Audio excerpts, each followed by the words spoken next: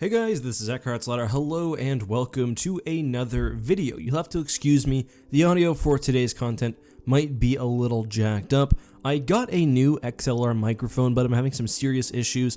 Unfortunately, I only found that out after taking apart my prior setup, so I had to try to quickly recreate it for today's video. Hopefully things will be better by tomorrow. I also do want to apologize for missing a couple of upload days. It was the same issue. I spent pretty much all yesterday trying to get that mic fixed, and well, I didn't. So, thanks for your understanding, guys. Let's talk about Star Wars. Specifically, we all know that despite having a much larger and more well-funded military, the Empire got their butt kicked on a fairly regular basis by the Rebel Alliance.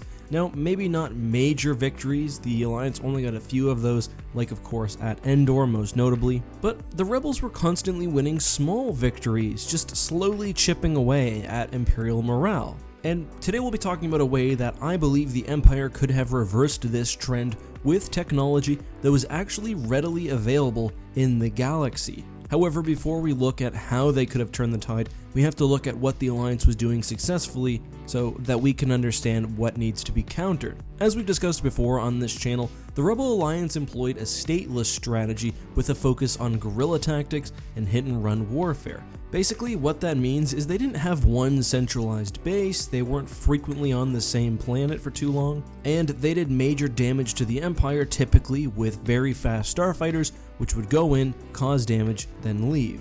I'll talk more about this effectiveness in a minute, but the Empire was aware of this issue, and the Tarkin Doctrine, and specifically the first Death Star even, was designed as one way to counter Rebel successes. And let me explain. The basic idea was that with super weapons and an unassailable navy, that planets would be too scared to help the Alliance for fear of retribution, and this is even if they didn't openly support the Alliance. Basically, massive weapons like these were meant to change the arithmetic, so if a planet was unsure whether they should help the Alliance, then they would lean towards not doing so because of fear of being destroyed. And this is exactly what happened with Alderaan.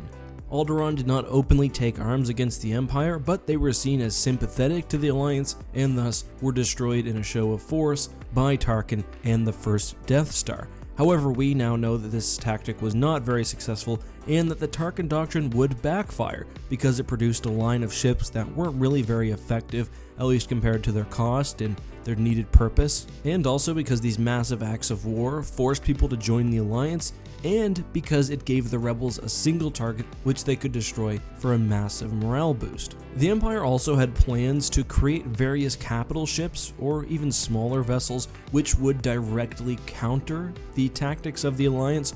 A good example of this would be the Lancer frigate, which was actually a very effective capital ship. Unlike pretty much every contemporary Imperial vessel, it gave up turbo lasers in favor of a bunch of laser cannons which could pick apart starfighters. The Lancer was also fairly fast, and if you pair it with something like a Star Destroyer, you can really protect it from smaller fighters, which would otherwise be able to take advantage of a vulnerability. Unfortunately for the Empire, it was not seen as feasible to create enough Lancers to protect the Empire's navy, and really the fleet formation stayed the same, with the existing Lancer frigates typically being moved as sort of general purpose picket ships in less populated sectors, instead of being escort ships like they truly should be. There were also several experimental TIE projects which produced fighters which could challenge particularly the Rebels' X-Wing. However, only really one of these, the TIE Interceptor, would see mainstream usage, and that still couldn't live up to an X-Wing generally, although it did have some advantages. The thing about the Rebels though is that they were not only winning the battles they did fight, but also very carefully selecting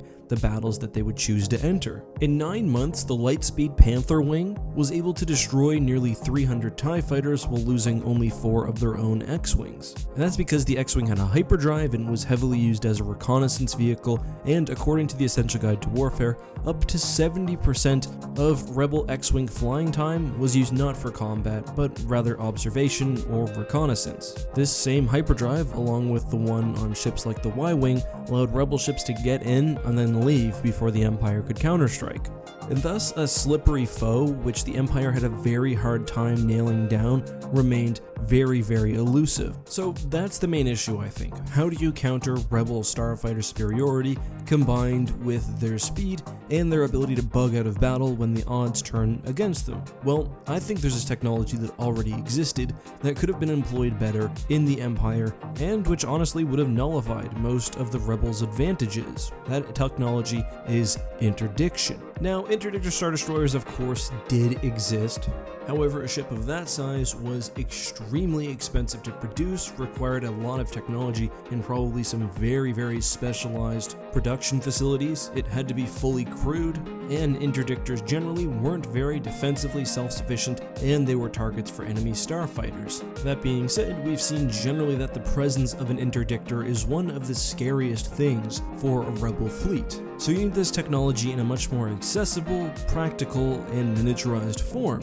Well, guess what? Such a thing did exist. It was called a pulse mass generator, an interdiction mine. It went by a variety of names, but the idea was very simple. Instead of a ship generating a mass shadow, instead you would have mines laid across the battlefield, which would generate smaller mass shadows. We most notably see these in use during the late Yuuzhan Vong War, and I'll come back to that, but also the Battle for Dathomir, where the New Republic finally trapped and killed Warlord Zinj. So the Battle of Dathomir shows us that these mines have several disadvantages. First of all, when you lay a mine, it's on a timer. You can't turn it off. So if you trap the enemy there, you're also trapping your own ships. However, for the Empire, that's really not the problem, as the Rebels were almost always trying to run away. The mines would also most likely have a significantly smaller radius. However, because they can also be fired out of a ship, you should be able to compensate for that by putting them closer to the enemy, and thus not having any valuable interdictor cruiser at the risk of being destroyed.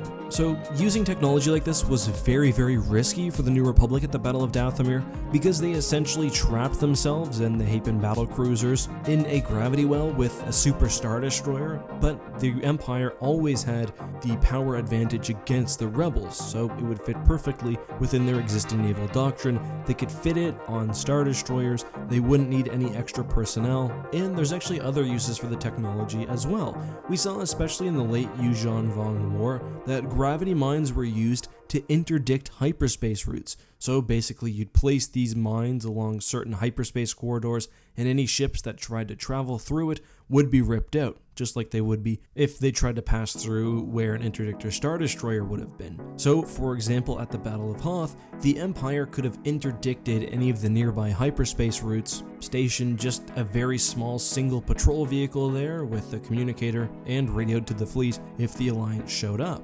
They also could have used technology like that to block off parts of the galaxy, and that's more what the Yuuzhan Vong and the New Republic did. You can use that to force your enemy into a trap, to cut off ship movements. I think you guys get the idea. So the question is, why didn't the Empire use this technology? And it's very possible that they just didn't develop it on their own, although earlier examples of interdiction mines predating the Empire exist, and the Hapens, who used the interdiction mines at Dathomir, actually got the design based on Imperial interdictor cruisers. So developing the technology would be the real difficulty, but if I were in charge of the Imperial's R&D department, making things like that would have been my main area of research. And you just take a little bit of that Death Star money, a little bit of that Super Star Destroyer money, and I guarantee you can get it done. After that, produce as many as you can, and basically you can turn any given Star Destroyer into an interdiction Star Destroyer, but without the drawbacks. Of course, there are associated risks. They could fall into the Rebels' hands, but overall, I still think it's worth it. But that's all I've got to say on this topic. Let me know what you guys think of my idea. Would this have slowed down the Alliance like I think, or am I out of my mind? Let me know all of that and more down in the comments. Before we leave though, I do have a hashtag #AskAtQuestion of the day. Today's question comes from Alex, who asks, which FTL travel is faster, Halo Slipspace or Star Wars Hyperspeed? Star Wars Hyperspeed is much faster. You can move across the galaxy in a matter of days, sometimes hours if you're on a main hyperspace lane and you have a very fast ship. While both the UNSC and the Covenant, at least before integrating Forerunner technology, moved much slower than that. The Star Wars galaxy is 100,000 light years, and Covenant ships move at the fastest at less than 1,000 light years per day. And that's why we often see like cryo chambers, for example, on UNSC ships. The events of the Halo game also take place in a relatively small part of the galaxy, mostly on a portion of the Orion Arm, where we are of course. But if we get to say, for example, the Forerunners, it seemed like they had very fast travel, perhaps even instantaneous in some cases. But just generally, Star Wars wins this one out. I've done a video that you can check out if you just look up Eckhart's ladder, faster than light speeds. But guys, that's all I have for today. Hope you guys enjoyed this video. Until next time, have a good one, don't look out the windows during hyperspace, and may the Force be with you.